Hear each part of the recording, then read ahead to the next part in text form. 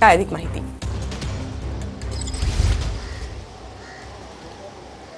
प्रणिता, दहशतवादा जो भ्याड हल्ला काश्मीर या ठिकाणी झाला, त्यामध्ये पुण्यातील दुर्दैवाने कौस्तुभ गणबोटे आणि संतोष दगदाळे यांचा दुर्दैवी असा अंत झाला। सध्या कौस्तुभ गणबोटे यांचं पार्थिव कोंडव्या येथील साईनगर यांच्या घरी सध्या आणण्यात आलेलं आहे।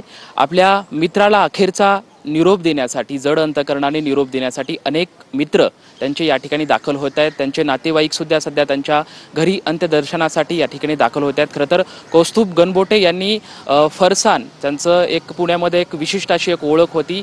व्यावसायिक आणि सामाजिक जिव्हाळा त्यांनी लोकांसोबत एक जपलेला होता आणि खरं तर या काश्मीरमध्ये पहलगाम या ठिकाणी गेल्याच्या नंतर आतंकवाद्यांनी जो हल्ला केला आणि या हल्ल्यामध्ये दुर्दैवी असा त्यांचा अंत झाला आहे। खरं तर आज त्यांचं पार्थिव सकाळी पहाटे 5:30 वाजता विमानतळावरती दाखल करण्यात आल्याच्या नंतर सध्या त्यांच्या राहत्या घरी या ठिकाणी पार्थिव ठेवण्यात आलेलं आहे।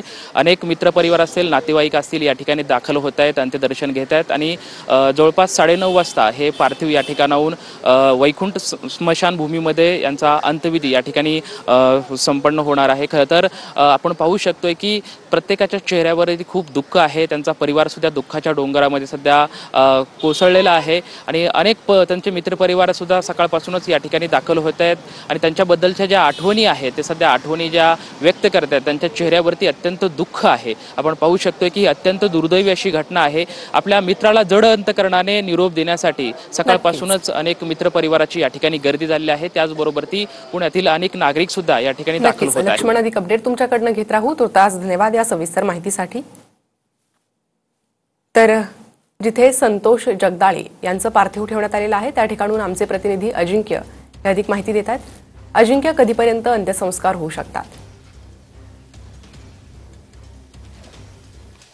हो, सध्या मी संतोष जगदाळेंचं जे कर्वेनगर भागातील जे घर आहे या घरासमोर आहे आणि पहाटे 4:30च्या सुमारास जे आहे ते पुण्यातील जे 2 पर्यटकांचा या घटनेमध्ये मृत्यू झालेला आहे त्यांचं जे पार्थिव आहे ते पहाटे 4:30च्या सुमारास पुणे विमानतळावर दाखल झालं होतं। खरं तर 3 वाजल्यापासून केंद्रीय राज्यमंत्री मुरलीधर मोहोळ, आरोग्यमंत्री प्रकाश आंबेडकर, दत्ता भरणे मंत्री असतील किंवा माधुरी मिसाळ असतील किंवा पुण्याचे जिल्हाधिकारी जितेंद्र ढुडे असतील, हे सगळे लोक जे आहेत ते 3 वाजल्यापासून पुणे विमानतळावर थांबले होते आणि 4:30 वाजण्याच्या सुमारास जे आहे ते संतोष जगदाळे आणि कौस्तुभ गणबोटे यांचं पार्थिव जे आहे ते विमानतळावर दाखल झालं। त्यानंतर या सगळ्या नेत्यांनी त्यांना आदरांजली अर्पण केली आणि त्यानंतर आता त्यांच्या घरासमोर जे आहे ते पार्थिव ठेवण्यात आलेलं आहे। अंत्यदर्शनासाठी हे पार्थिव ठेवण्यात आलेलं आपण पाहतोय की हळूहळू आता नातेवाईक असतील किंवा पुण्यातील नागरिक असतील ते घराशेजारी जमायला सुरुवात झालेली आहे आणि पुढील 1 ते 2 तास हे पार्थिव जे आहे ते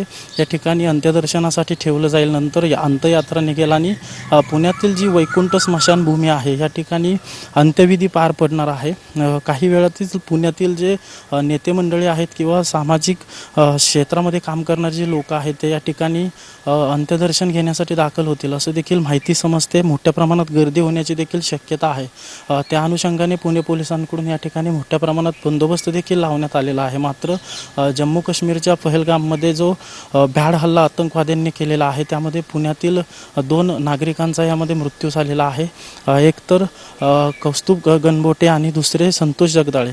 गणबोटेंच्या पार्थिव अंत्यदर्शनासाठी कोंडव्यात ठेवण्यात आलेला आहे, तर संतोष जगदाळेंचं पार्थिव जे आहे ते कर्वेनगर भागात ठेवण्यात आलेलं आहे आणि 9:30च्या सुमारास जे आहे ते दोघांच्या पार्थिवावर वैकुंठ नक्कीच अजिंक्य, आणि या संदर्भातील अपडेट तुमच्याकडनं घेत राहू। धन्यवाद या सविस्तर माहितीसाठी।